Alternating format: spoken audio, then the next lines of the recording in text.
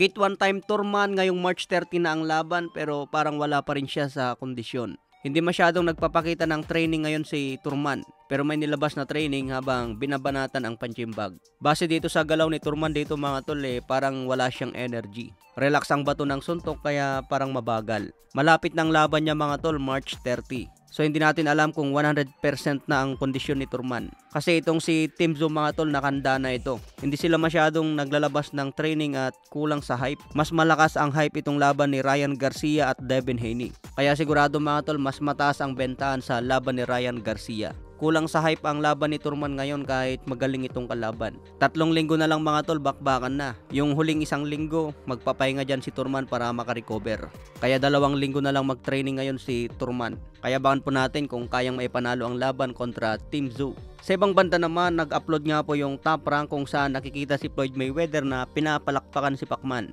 Ito nga po yung pangalawang laban ni Pacman kay Erik Morales noong 2006. So makikita po natin yung reaksyon ni Floyd Mayweather dito mga tol, tuwang-tuwa kay Pacman. Matapos bumagsak si Erik Morales napatayo pa si Floyd Mayweather sa sobrang tuwa. Ayon nga sa caption ng Top Rank mga tol, bago naging rival ni Manny Pacquiao si Floyd Mayweather, taga-suporta dati si Floyd Mayweather kay Pacman. Hindi pa alam dito ni Mayweather mga tol na aakyat si Pacman hanggang welterweight division at makalaban niya ito bilang pinakamalupit na boksingero.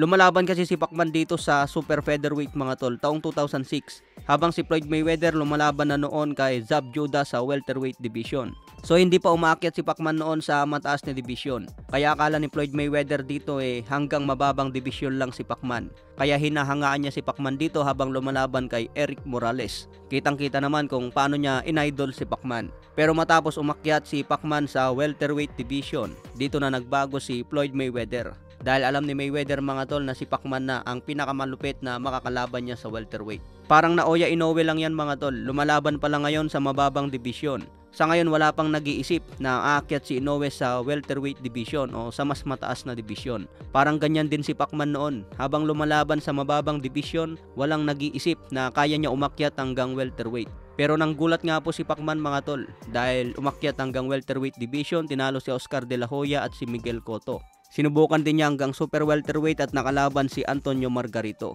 So dito na nagbago si Floyd Mayweather mga tol. Yung dating ina-idol niya si Pacman naging kalaban niya tuloy sa welterweight. Kaya pinagbibintangan si Pacman na gumagamit daw ng gamot dahil galing sa mababang division at nakaya niya umakyat hanggang 147. Tinalo pa ang malulupit na boksingero. Ganyan kalupit si Pacman mga tol, ang nag-iisang 8th division champion. Dating ina-idol ni Floyd Mayweather.